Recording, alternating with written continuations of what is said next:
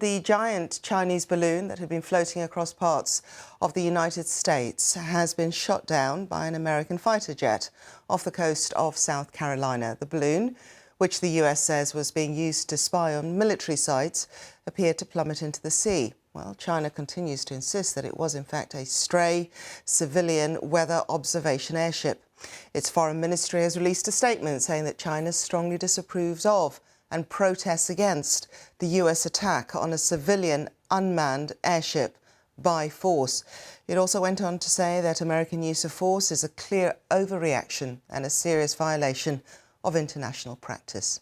The BBC's Tim Ullman has the report.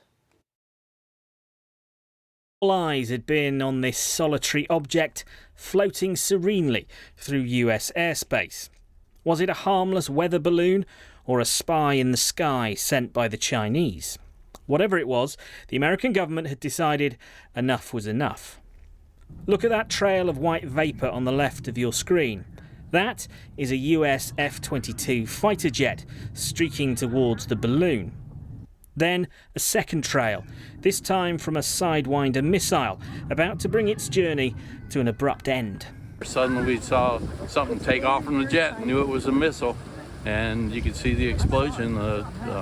Didn't hear anything, but saw the explosion of the balloon. Gosh, it was almost like a moving cloud coming down, and then the smoke was gone and it just started slowly going down further out towards the ocean. Whoa! Did you hear that? A few moments after the impact, the sound of the explosion can be heard at ground level.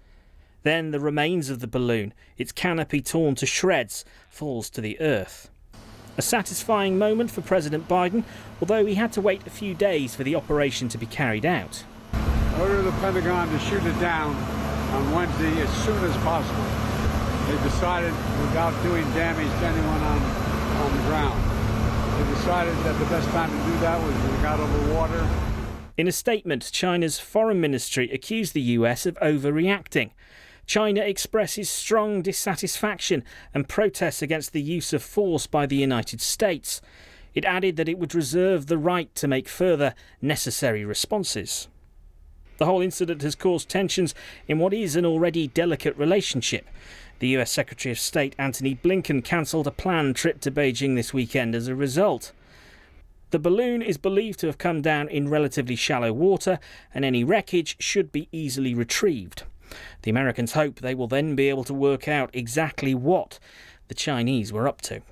Tim Ullman, BBC News. Well, earlier I spoke to our correspondent in Beijing, Stephen McDonald, and he told us a little bit more about that statement that was issued by the Chinese foreign minister.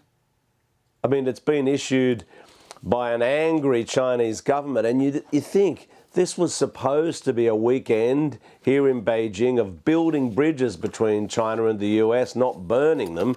But now US Secretary of State Antony Blinken's trip to Beijing has been postponed, and we have this serious point of tension. But in terms of the latest remarks from the Chinese government, they're describing the shooting down of this balloon as an attack on a civilian unmanned airship. The statement then goes on to again repeat the Chinese government's reassurances that this was a weather balloon which was accidentally blown a long way off course over US airspace, that they'd called on Washington to act in a calm and restrained manner, and yet they're saying despite that, you've shot this balloon down. This is a clear overreaction, a serious violation of international practice, and the Chinese government says it will resolutely safeguard the legitimate rights and interests of the company which operates this balloon, and it reserves the right to make further responses if necessary. OK, let's take that last point, Stephen. Further responses if necessary. What are they likely to be? What are we talking about? Diplomatic summonses? And what does that mean then for this warming of tensions, or rather warming of relations that was the hope of the visit by Secretary of State Blinken?